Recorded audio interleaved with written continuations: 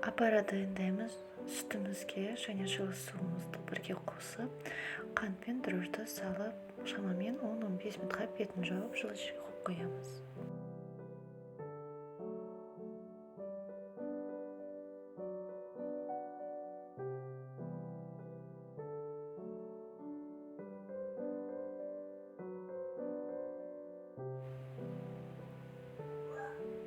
Дайын болған аппарамызға майымызды, жұмыртқамызды салып, жақсылап араластырамыз.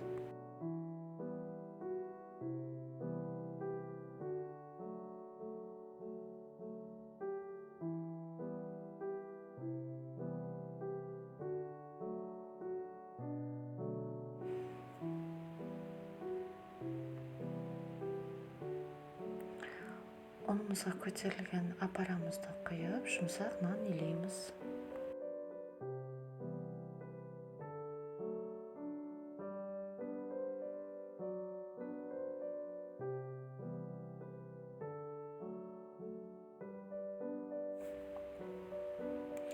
Сосын дайын болған нанымызды шамамен 45 минутқа немесе 1 сағатқа жылы жерге бетін жауып қоямыз.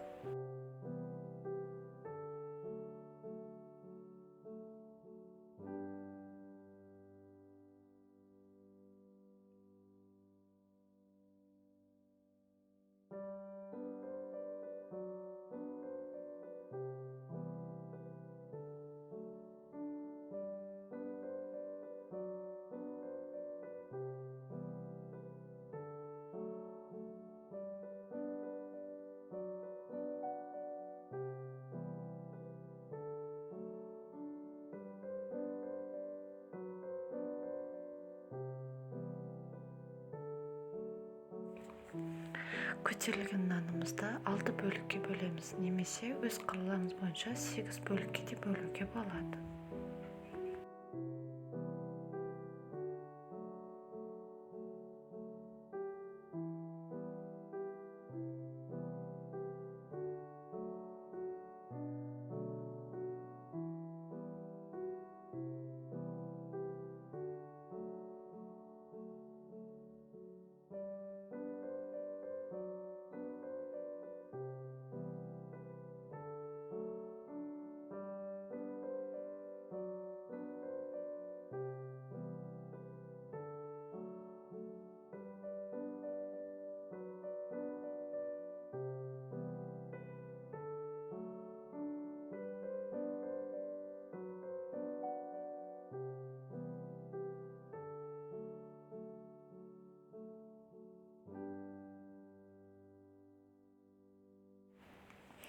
Әр тестамыздың ортасына бөлме температурасындағы майды жағып отырамыз, бірінің үстіне бірін қойып.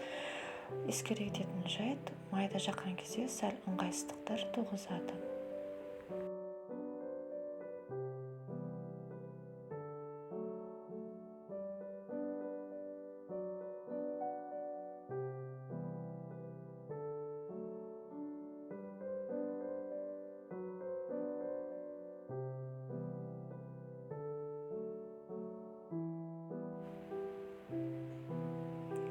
Тестамыздың ең соңғы бөлігін жайып қойған кезде оның бетіне май жақпаймыз.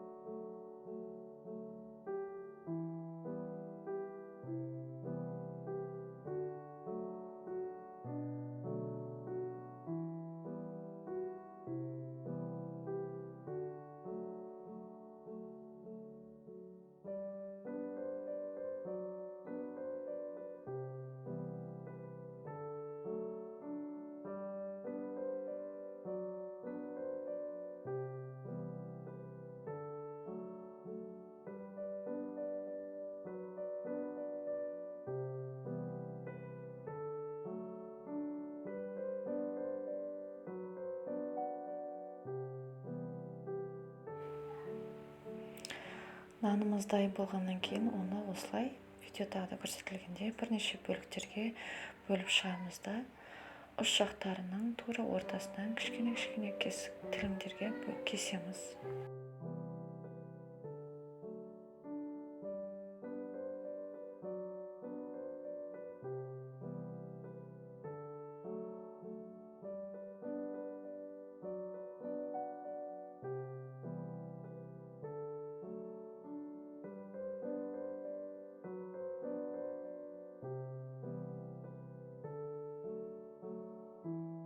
Круассанның ортасына варенка қоссаңыздар болады, ал менде сгущенка.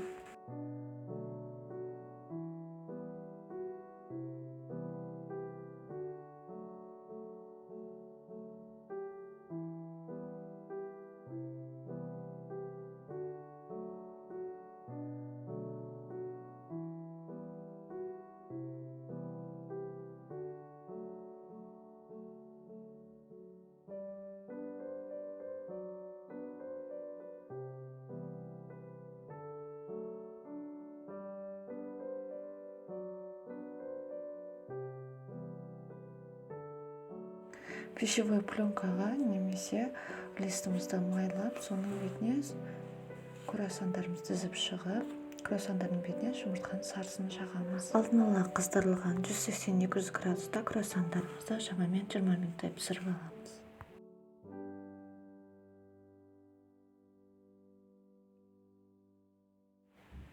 Сіздермен бірге болған Фариза Нұрдәулетқызы. Ас болсын, жақындарыңызды тәмті тәттілікпен қуантыңыздар.